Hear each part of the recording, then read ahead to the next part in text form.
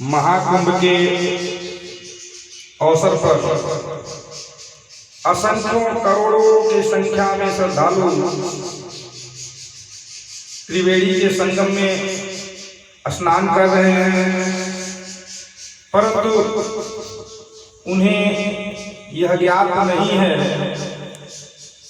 कि हमें किस प्रकार से गंगा स्नान का लाभ प्राप्त होगा और हमें गंगा स्नान कैसे करना चाहिए।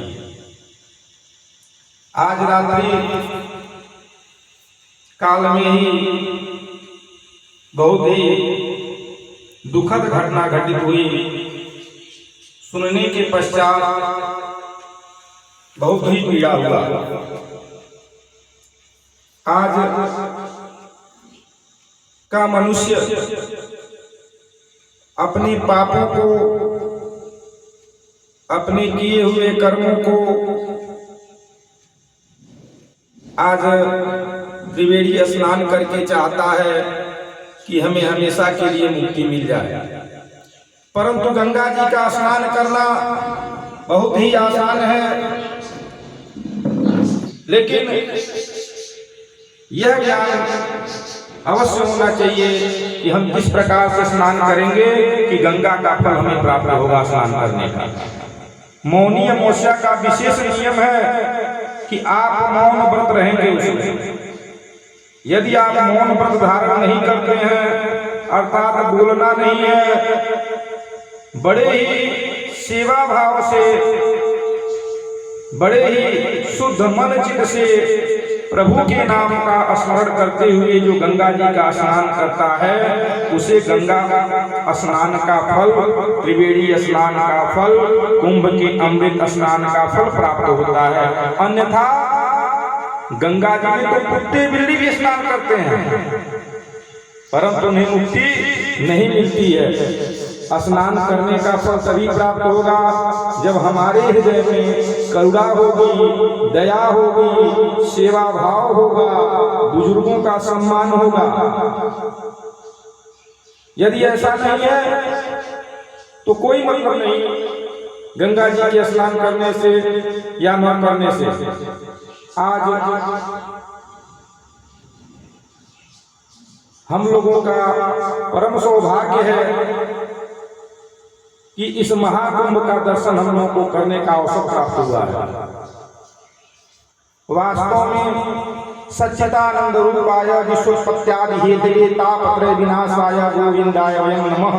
जो गोविंद के नाम का स्मरण करता है, वो जो सच्चित आनंद की प्राप्ति के लिए हमेशा सत्य बोलता है, उसे ही भगवान की प्राप्ति होती है। और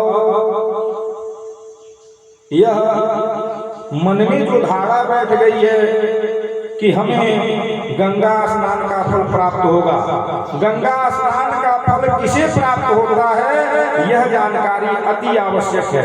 गंगा सबके पापों का नाश करती है, गंगा मुक्ति को प्रदान करती है, लेकिन कब?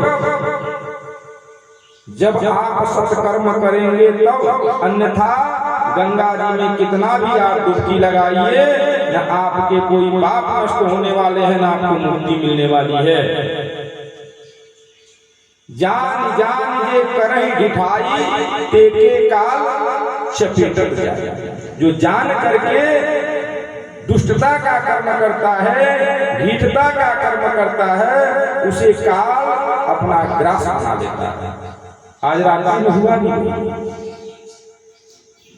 कुछ ऐसे लोग इस महाकुंभ में चले गए कि हम क्या बताएं। आज आपस में सहयोग की भावना होनी चाहिए। क्या हम गंगा में स्नान करने से सारे पापों को नष्ट हमारे हो जाएंगे या हमें मुक्ति मिल जाएगी? कदापि नहीं।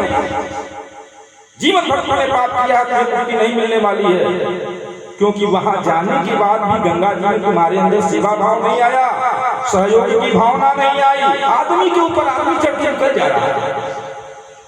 अरे कहाँ गया था? कैसा स्नान, कैसा ध्यान, कैसी पूजा? ये पूजा है?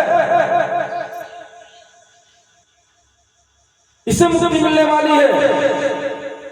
उत्तर प्रदेश सरकार, शासन प्रशासन सारे लोग पूरी रात जग जग की सेवा में लगे हुए हैं और आप खुद चढ़ कर निकल जा रहे हैं। जहां तक इस मेला परिसर में अगर सबसे ज्यादा क्षति, सबसे ज्यादा दुर्घटना का कोई शिकार हो रहा है तो वृद्ध वर्ग के लोग हो रहे हैं, छोटे बच्चे हो जा रहे हैं। आप गए, आपको शक्ति सामर्थ्य उस परम पिता परमेश्वर ने दिया है, तो आप सहयोग कहाँ किए? सहयोग की भावना कहाँ थी आपकी? मन में आपके अंदर यदि सहयोग की भावना रहती, आपके विचार उत्तम रहते, तो हम सारी चीज सरकार का छोड़ दिए। सरकार करेगी और हम क्या करेंगे जाकर के मेला में? हमारा भी तो कोई दायित्व है कि हम मेला में जा रहे हैं तो सबको सहयोग करेंगे। और यह भावना जो बैठी हुई है कि हम गंगा जी का स्नान करके मुक्ति प्राप्त कर लेंगे, तो हमें तो नहीं लग रहा है इस प्रकार से मुक्ति आपको प्राप्त होने वाली है।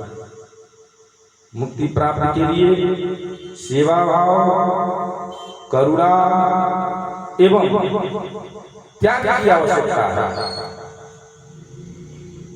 पूरे कुंभ के दौरान मैं बता देना चाहता हूं, या आप मकर संक्रांति को स्नान करें, या मौनी अमावस्या को स्नान करें, या बसंत पंचमी को स्नान करें, या पूर्णिमा को स्नान करें, या